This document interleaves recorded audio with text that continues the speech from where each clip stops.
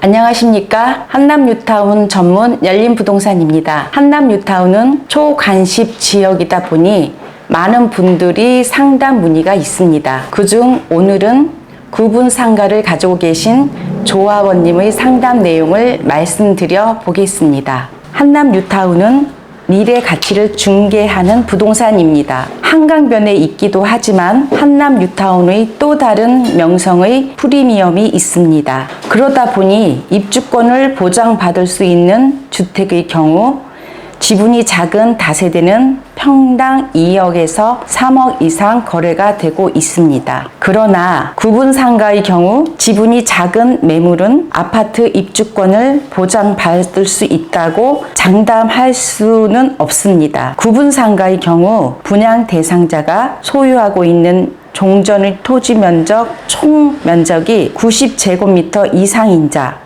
또는 분양 신청자가 소유하고 있는 권리가액이 분양용 최소 규모 공동주택 1가구의 추산액 이상인 자는 아파트 입주권이 부여됩니다. 위의 조건 중 한 가지 조건이라도 충족이 되어야 하는데 그렇지 않으면 상가나 오피스텔을 받을 수 있을 것입니다. 그 또한 상가 오피스텔 분양용 최소 규모 추산액 이상인 자는 상가나 오피스텔의 입주권이 부여됩니다.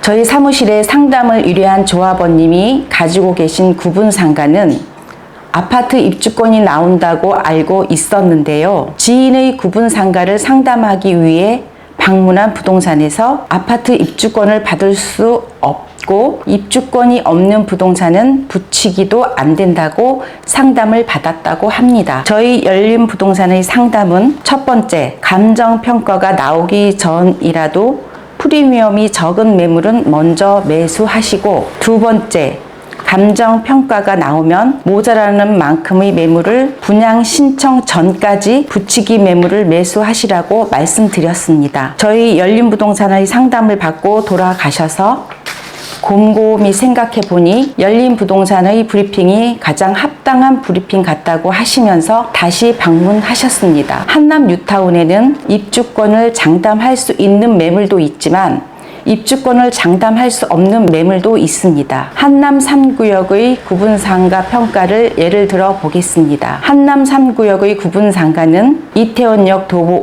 5분 자동차가 다니는 길에 위치해 있었습니다. 그 부동산의 경우 1층은 미용실로 영업 중이었고 지분 13평, 권리가 약 14억 초반대로 높게 평가를 받았습니다. 그러나 같은 건물이 지층 지분 13.9평, 건물 38평으로 사무실 등 영업 중이었는데 권리가액은 약 5억대로 1층의 40% 정도의 평가를 받았습니다. 지층을 가지고 계신 조합원님은 조합에 이의 신청을 하였고 그 결과 이의 신청은 받아들여지지 않았습니다.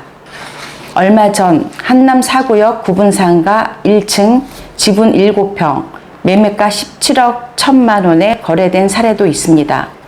그 부동산은 1층이면서 위치가 좋아 개별 공시지가 또한 매우 높아 매수하신 것 같습니다.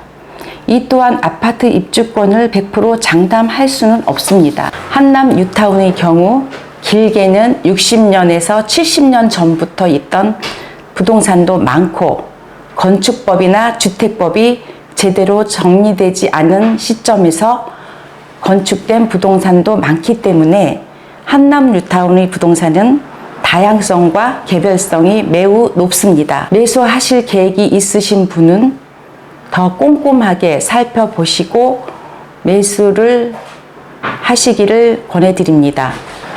저희 열린부동산은 언제나 변함없는 마음으로 정직과 신뢰, 꿈과 비전을 중개합니다.